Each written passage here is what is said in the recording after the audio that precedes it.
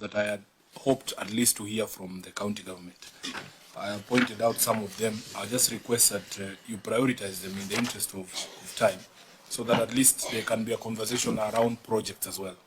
Okay, so then let's get out of this. Yeah, but you've really awakened my mind when you mentioned the date and what it was close to. Possibly it was being voided to defeat me. First, how do you action? Do you respond? Is there a user change request form that is filled? Because that must be part of the controls. When they make the request and the request is approved, they are able to see it in their screen, the person with that right. I think the reader can... So why do you make them right when you do not commit anything on your part as National Treasury? Of course, the letter is marked for action to a certain officer, and once that one is done, a communication is made through the IFMIS. If the person with the rights check the screen, he will be able to see that the rights have been given, and they can print that. There, I think the Treasury is failing counties. Any change in access rights, ideally in a properly in a proper ICT governance environment, if you're going to change me from an ordinary user to a super user, there's always a change request form, and that happens even in small organizations, perhaps even in the office of the Auditor General. So if those persons whose names were on that letter, they wanted them to have higher rights than what they already have, ideally there's supposed to be a change management procedure or a change request form. So I think on this matter, let's have a conversation to find out what the Treasury ought to do, the controls that need to be in the system, what the COB needs to do, and then we can have a holistic proposal, but it does not take away the fact that this 15 billion, in terms of voided transactions, is a smoking gun. And we might want to ask people with greater capacity to find out whether those voided transactions was meant to defeat the Office of the Control of Budget. But I think there's something the Treasury ought to do. There's something that needs to be put in the system, but there's also some duty of care on the part of the county. Chair, point of information, if you will allow me, sir. Senator. And it will take me 2 seconds. Chair, I've done a lot of research on this matter, and the information I've been given is that voiding of transaction is deliberate. Normally, you will find the original budget would have been tampered with, so that when the payments are going to be made, the reason why anybody would void that transaction is because they want somebody else to be paid instead of who had been given the code number to be paid. Chair, can I make a request on behalf of the people of Nairobi? Because I can see time is moving, and that there are very critical items in this report that I had hoped at least to hear from the county government. I have pointed out some of them. I just request that you prioritize them in the interest of time, so that at least there can be a conversation around projects as well. Okay, so then let's get out of this. Yeah, but you've really awakened my mind when you mentioned the date and what it was close to. Possibly it was being voided to defeat me, in August 2022. If the allusion is towards the election time, August. Are you saying you are supposed to be paid from that? That money went to, yeah. No. But I think the information you can get, Chair, because I understand the argument and I can see there's concurrence.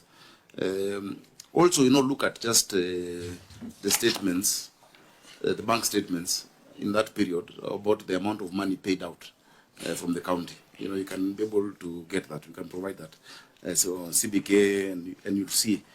One thing, for instance, Chair, that I'd like to just bring to your attention. Every year, on top of voiding this, there's supposed to be refreshing of IFMIS users. That all users on IFMIS are removed, and then new ones are assigned. I found 2,000 users on IFMIS. Chair, 2,000. 2,000 what? 2,400 IFMIS users for Nairobi County. Yes, even dead people. Even dead people who've moved. And so I removed all of them. just this last financial year, so that every sector can have the specific number required with the different stages. But you can imagine 2,400 users. And that time, you remember, procurement was also manual. So procurement is manual. You have all these users hanging around in cyber saying, "Wacha nikufinye, payment yako," you know. So that is why I left this Senate to go to become governor of Nairobi, to sort out these things. Because that was the situation. You cannot have all those users. Somebody can create a procurement process from scratch. At River Road, get an LPO, you create even things that are not even on budget. Until the delivery note is done. Today, we're on e-procurement.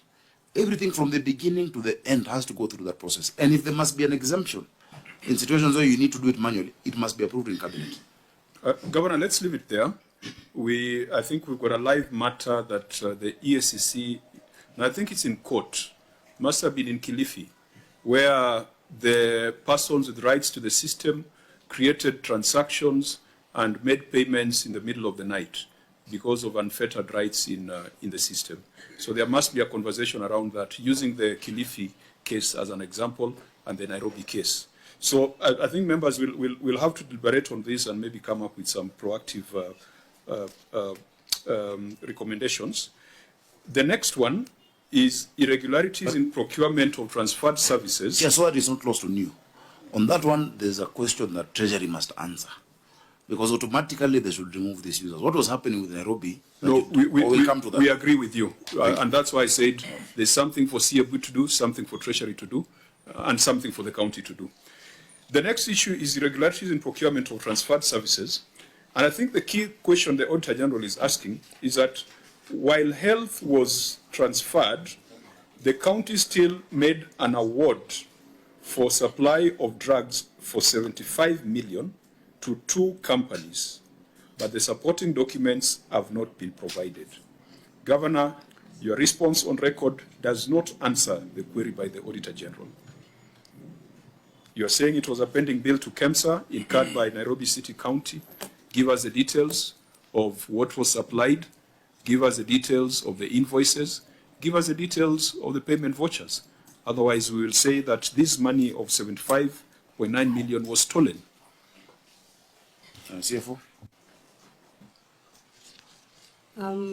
Chairman, we tried sourcing for support documentation on the payments cited by the auditors, but we could not, these documentations were not availed to us, and therefore we will leave this matter to the committee for further guidance. So this looks like theft of 75.9 million under the guise of medical supplies, and we shall be asking the EACC to be with us on this so that this money is recovered. Dr. Munywa? Allow me to explain this. It is not upon the committee to declare a loss. A financial loss is supposed to be declared by the user department, the county government in this case, so that they are themselves who are supposed to initiate recovery of that money and declaration of loss, so that if they cannot be able to recover the costs entirely, PFM is very clear. They should look for the person who occasioned it through the security agencies. I agree with you, Dr. We shall direct the county executive to take measures to recover the lost funds. I think that's how we should frame it. It is a county executive to take measures for recovery. The same way we said for the NHIF insurance payment. It is upon them to initiate. I think I don't want us to go into the next issue is misallocation of expenditure and reconciled bank balances